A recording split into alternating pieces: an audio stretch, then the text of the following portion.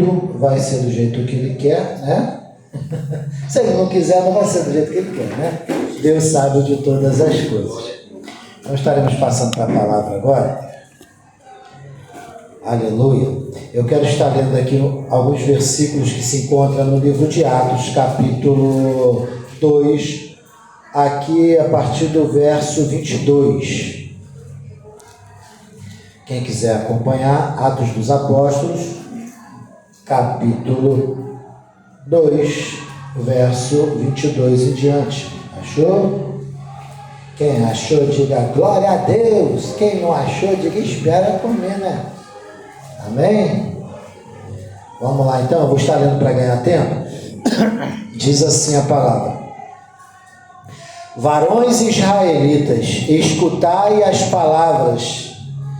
A Jesus Nazareno, varão aprovado por Deus entre vós, com maravilhas, prodígios e sinais, que Deus por ele fez no meio de vós, como vós mesmo bem sabeis.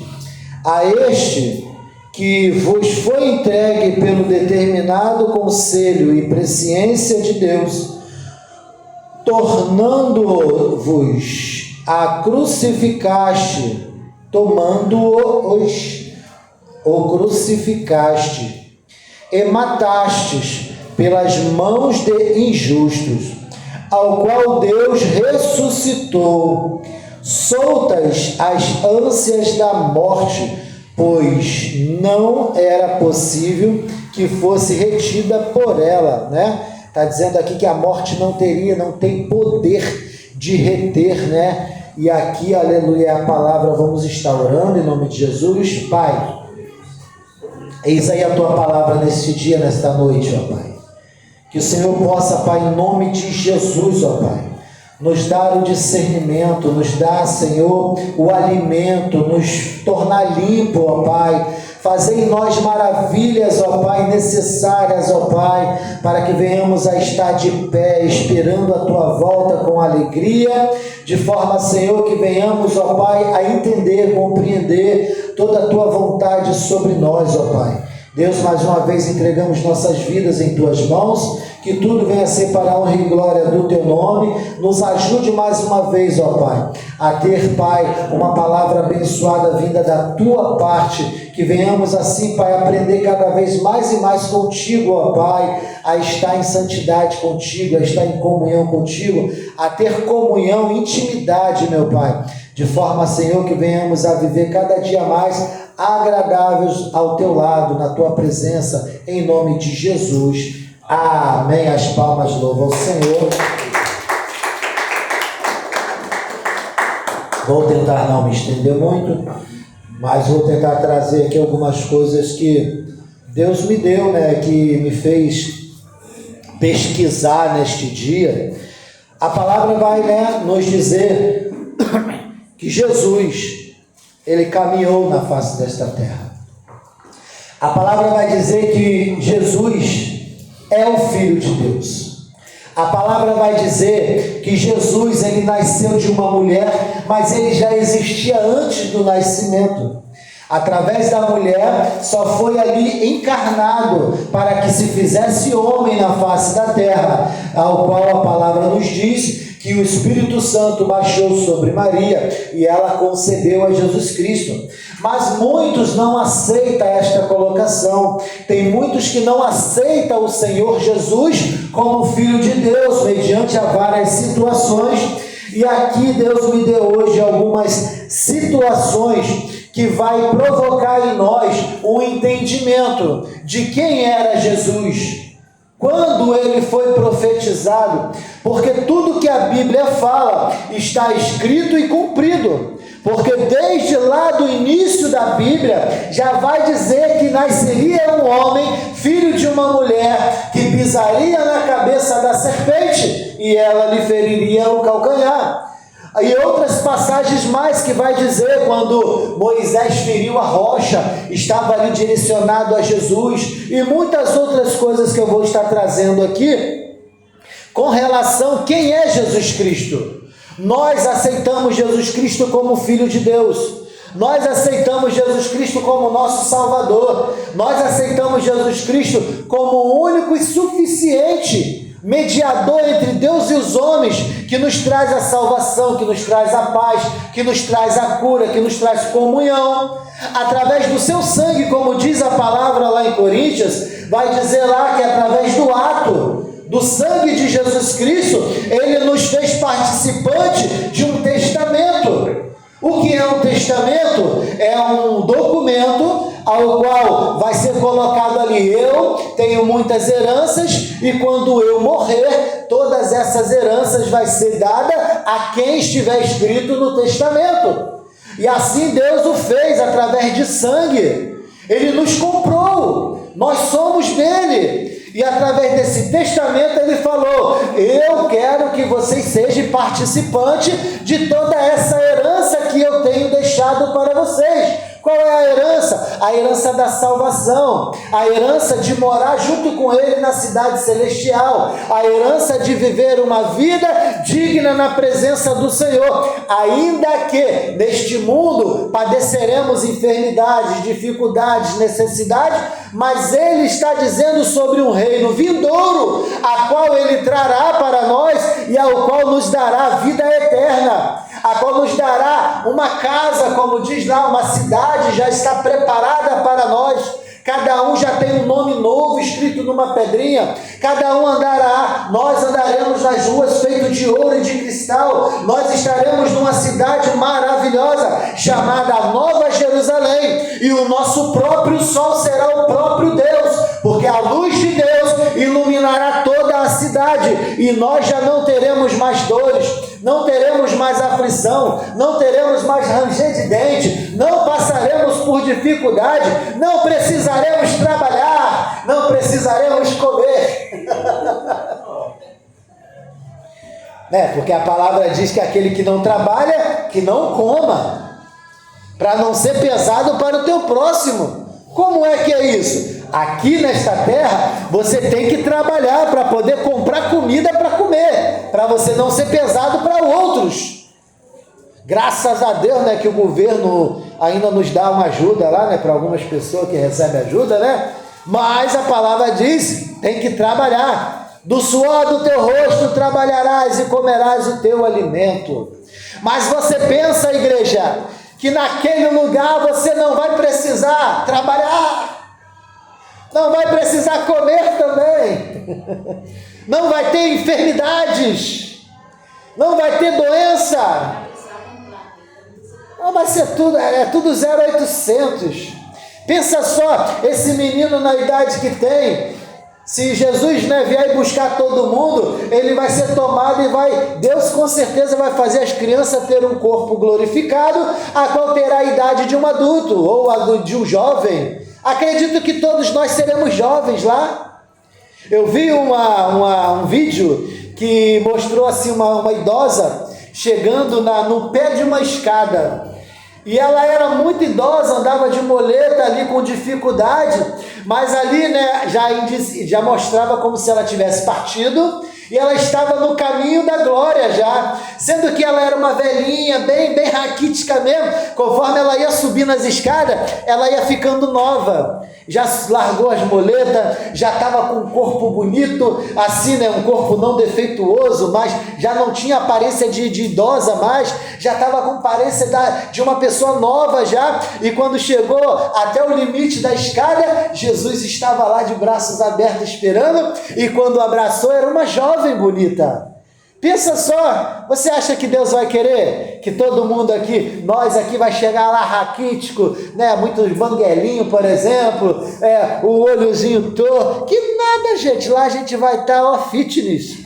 Deus não pensa, irmãs, o negócio lá é bom. Você pensa que, eu tenho que me tratar aqui na terra, fazer uma academia, comer bem, fazer uma dieta equilibrada, para quando chegar lá perante o Senhor, eu vou estar fitness. Que nada, lá nós vamos ser revestidos.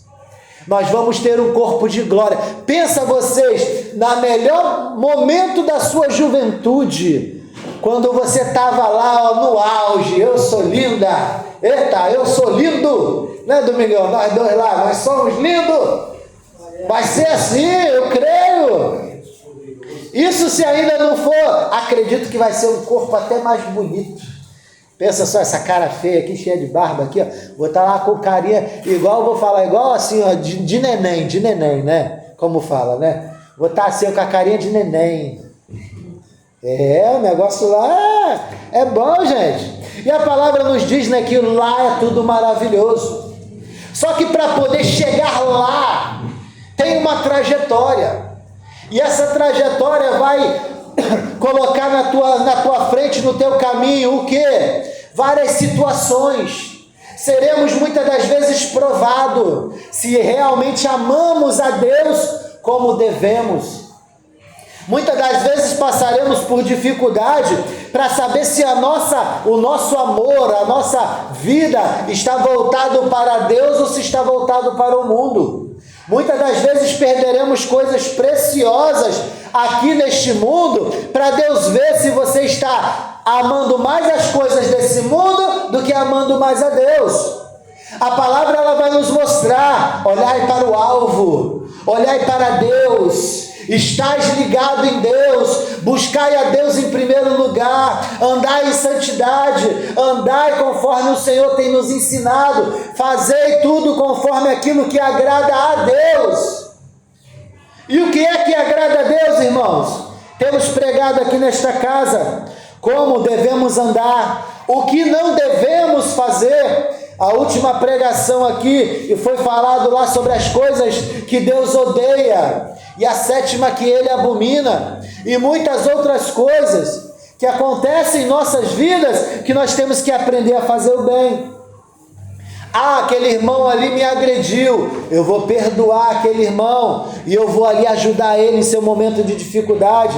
Aquele irmão ali está com fome, eu vou dar a ele o de comer. Aquele irmão ali está nu, eu vou dar a ele o que vestir. Aquele irmão ali está passando necessidade, dificuldade, eu vou lá ajudar ele da maneira que eu consigo, seja com alimento, seja com roupa, seja através da oração, seja como for. Nós temos que praticar o amor. Nós temos que demonstrar para Deus, porque Ele nos amou primeiro. Pensa você, outrora, quantos de nós não nascemos em berço evangélico?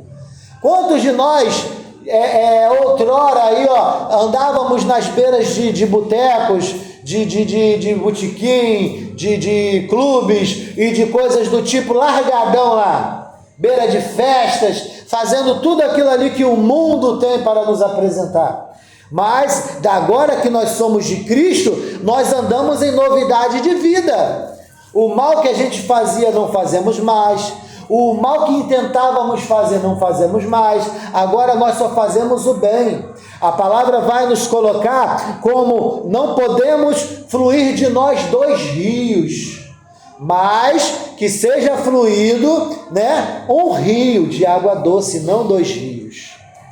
Não podemos de nós fluir rio doce e salgado. É como eu falo assim, de nós não pode fluir o mal e o bem.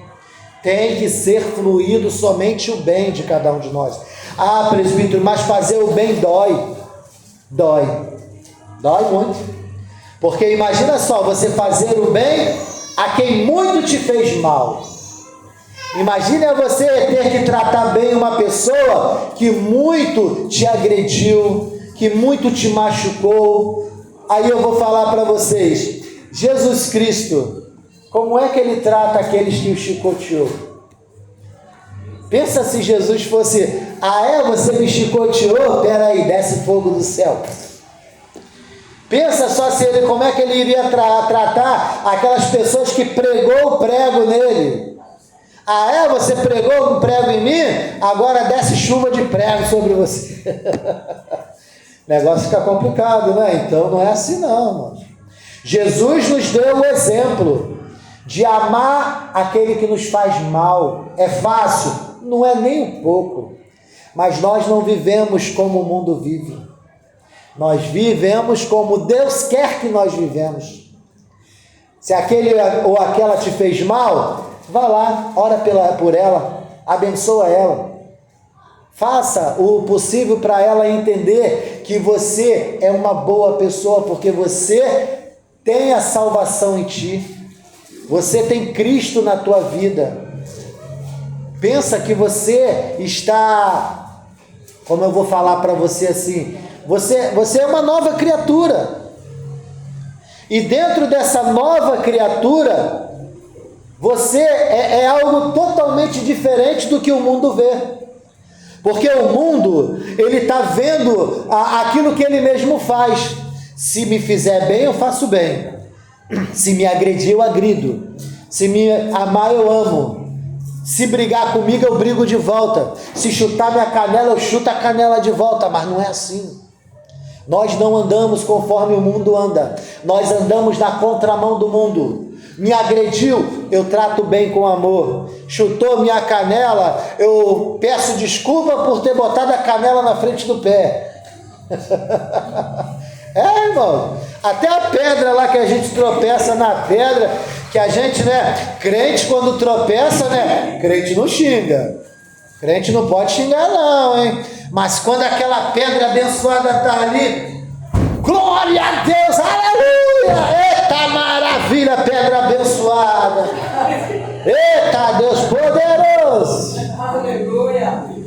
A gente pega a pedra com carinho, cheio de carinho, pega a pedra e joga longe para outro não tropeçar, Porque só Jesus, irmãos, coisa dolorida é, ai Jesus, bater com o dedinho na quina das portas.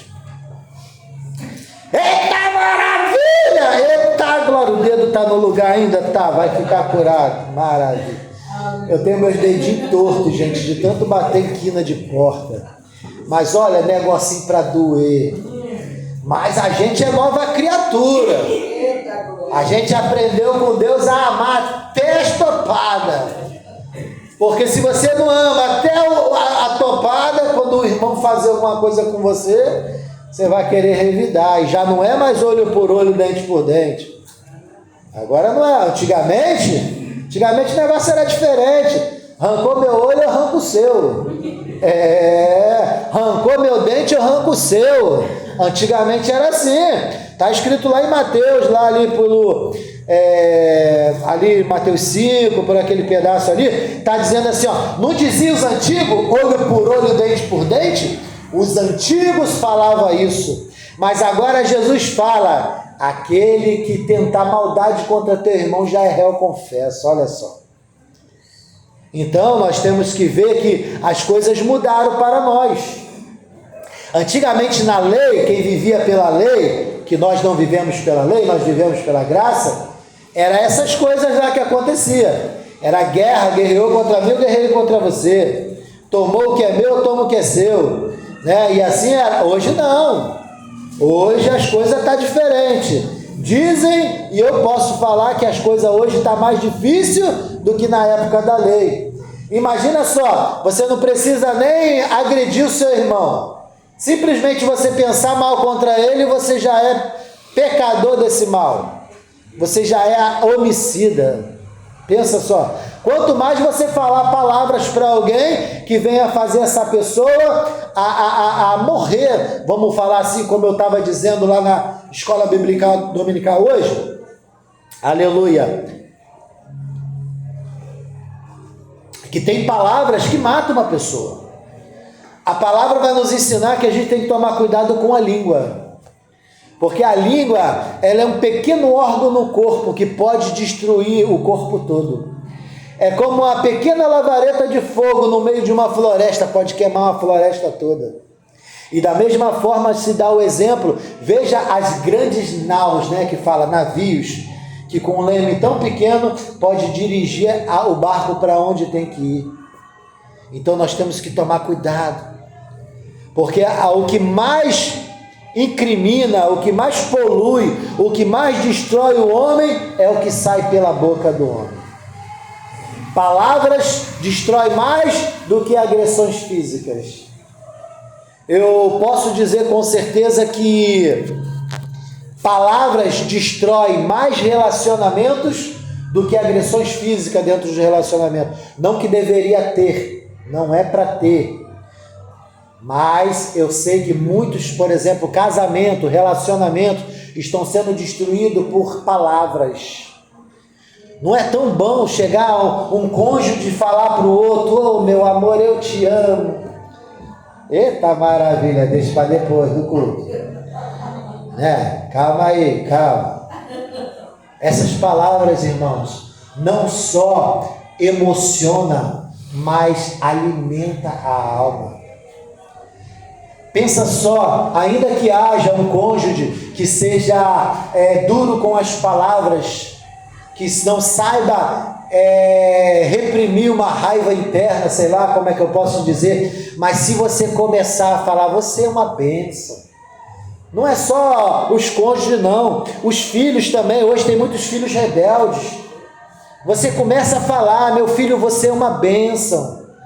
Meu cônjuge, você, meu esposo, minha esposa, você é uma bênção, você é uma maravilha, você é a coisa mais preciosa que Deus me deu. Você vai ver que vai mudar. Você vai ver uma lágrimazinha de repente no cantinho do olho. Você vai ver as coisas diferentes. Porque, irmãos, não tem coisa mais maravilhosa em nossa vida a gente ser tratado bem. Foi como eu falei lá na escola bíblica. Ainda que nós não mereçamos, mas imagina você ser reconhecido por alguém como uma grande mulher de Deus, como um grande homem de Deus.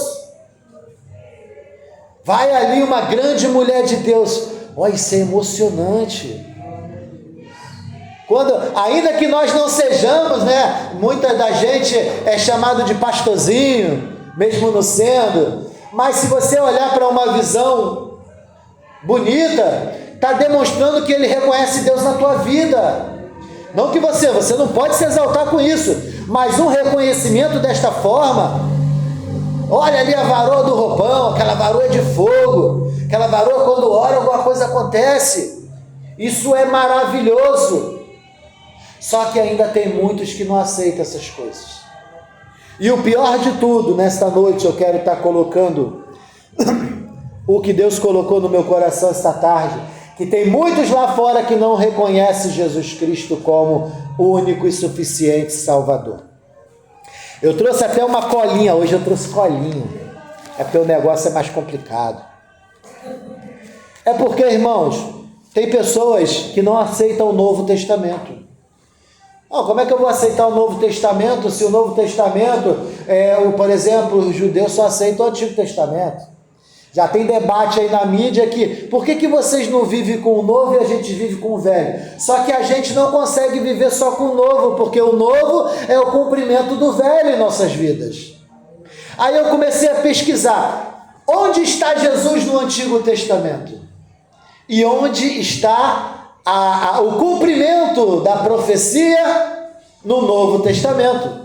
Aí eu trouxe só algumas aqui rápida para poder somar no nosso crescimento espiritual, A palavra vai dizer que tem uma profecia lá em Isaías capítulo 7, versículo 14, que fala sobre o nascimento do Messias, que vai nascer o Messias chamado Emanuel. Isaías capítulo, depois vocês vão lá e procura lá. Aí onde que está o cumprimento desta palavra no Novo Testamento? Mateus capítulo 1, verso 22 e 23, vai falar que de uma virgem nasceria aquele que é o Filho de Deus e seria chamado de Emanuel, como está escrito lá em Isaías 7,14. Aí outra palavra que vai direcionar o Antigo Testamento a Jesus, Miqueias capítulo 5, verso 2, vai falar que nasceria onde? Em Belém. De Belém sairia o nosso Salvador. E onde está escrito no Novo Testamento? Mateus capítulo 21. Eu acho que eu não anotei tudo aqui não. Eu não sei se é 2:1 ou se é 21. Depois vocês procuram lá. Eu anotei bem rápido. Outro cumprimento da palavra. Isaías capítulo 11, verso 1, diz que o Messias, ele sairia da raiz de Jessé, através de Davi. Onde que cumpre isso? Mateus capítulo 1, verso 1, vai falar sobre a genealogia. Veio Abraão, veio Isaac, e assim veio, depois veio Jacó, e de Jacó veio, chegou a Jessé, Jessé nasceu Davi, aí Davi teve os seus filhos, né, que são duas genealogias que são contadas. Tem a genealogia ao qual os judeus não aceitam, que vem de José, porque José não era pai físico de Jesus, né, porque Jesus nasceu do Espírito Santo, e tem a genealogia de Maria através de Natã, que é filho de Davi também. Então se cumpre Jesus, filho de Davi, que você vai achar em Mateus, ali por exemplo, capítulo 1, verso 1. Zacarias vai falar, olha só como é que a palavra ela se cumpre. Imagina só, irmãos, olha só como é que as coisas é tremenda. Naquela época as pessoas liam a Bíblia, o que era a Torá, né, na época, e eles tinham conhecimento do que iria acontecer na vida do Messias. E lá em Zacarias está dizendo que ele seria entregue e vendido por 30 moedas de prata. Como é que, né, só Deus mesmo para poder fazer as coisas acontecer como deveria acontecer, porque senão não se cumpriria. Aí lá em Mateus capítulo 26, ali no 14 e 15, vai dizer que a traição de Jesus foi feita por 30 moedas de prata. Olha só, está dizendo lá e está se cumprindo aqui. Salmos capítulo 22, verso 16, vai dizer que Jesus foi transpassado, que ele seria transpassado. Aí vem aqui, ó, Lucas capítulo 23, 33, João 19, 37, Jesus foi pregado numa cruz, foi transpassado numa cruz. E ainda tem gente que não acredita, né? Vamos lá mais um pouquinho. Isaías capítulo 33, 53, 7, que vai falar que Jesus, ele foi como cordeiro mudo, ele não abriu a boca. Aí olha só, está escrito lá, já não era para as pessoas que estavam ali pegando Jesus para matar? Peraí, está tudo acontecendo como está escrito, a gente vai seguir isso aí? Veja bem, a pessoa vai falar, não, peraí, está tudo igual. Se está acontecendo lá, está acontecendo agora, é o Messias. Mas não. Mateus capítulo 27, ali no verso 12 e 14, vai dizer que ele, quando estava sendo julgado e culpado, não proferiu nenhuma palavra sequer. Isaías capítulo 53, verso 12, quem quiser ouvir mais sobre Jesus no Antigo Testamento, Isaías capítulo 53. Aqui eu acabei de ler agora, né? Isaías versos 12, Isaías capítulo 53, versos 12, vai dizer que ele foi contado no meio de transgressores. Falou que Jesus, o Messias, seria contado no meio de transgressores. Marcos capítulo 15, verso 27 e 28, vai dizer que Jesus foi crucificado no meio de 2 ladrões. Eu acho que só em ver isso, gente, desce o Messias, ele é o Messias, está se cumprindo. Mas tinha que se cumprir. A palavra de Deus tinha que se cumprir. Porque se Jesus não morresse por nós, o seu testamento não se tornaria válido. E nós não receberíamos a promessa da salvação. Irmãos, teu nome está escrito, irmãos. A palavra vai dizer lá que durante o cativeiro, o profeta profetizou mais de não sei quantos anos antes que o povo seria liberto por tal rei, e depois pegaram lá e falou, olha, o rei vai libertar o povo. Está escrito, como é que foi escrito há tantos anos atrás? Mas está escrito. Para finalizar aqui, não quero me estender muito, ainda tem esse momento maravilhoso da Santa Ceia. Estou perdendo a voz. Para finalizar aqui, ó, Salmos de número 16. Eu quero dizer algo interessante aqui, igreja. Salmos não é capítulo nem versículo. Salmos é números e versos. Então, ó, Salmo de número 16, verso 10. Né? E isso é maravilhoso. Vai dizer assim, ó, que ele não ficaria morto.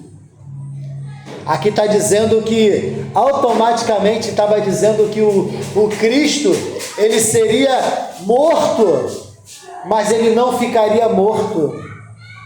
Aí vem aqui, ó, em Atos dos Apóstolos, que foi o texto da leitura, vai dizer que Deus o ressuscitou, porque as ânsias do inferno não poderiam suportar a glória de Deus na vida de Jesus. E a palavra vai dizer que ele ressuscitou, igreja. Mas para que a promessa viesse a ser cumprida, ele tinha que morrer.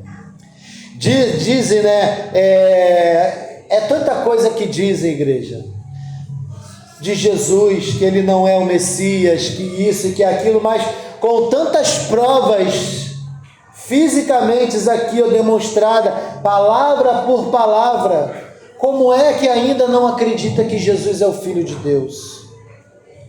Igreja, eu quero dizer que Jesus, ele é o nosso Salvador, e ele ainda se encontra de braços abertos, esperando cada um de nós, para aqueles que ainda não o aceitaram, para aqueles que por um acaso está agindo não em conformidade com a palavra, com a vontade de Deus, e para aqueles que necessitam da salvação, da cura, do renovo, ainda que nós não venhamos a ser curados ainda nesta vida, mas a promessa é que naquele momento nós seremos transformados e viveremos em um lugar de glória.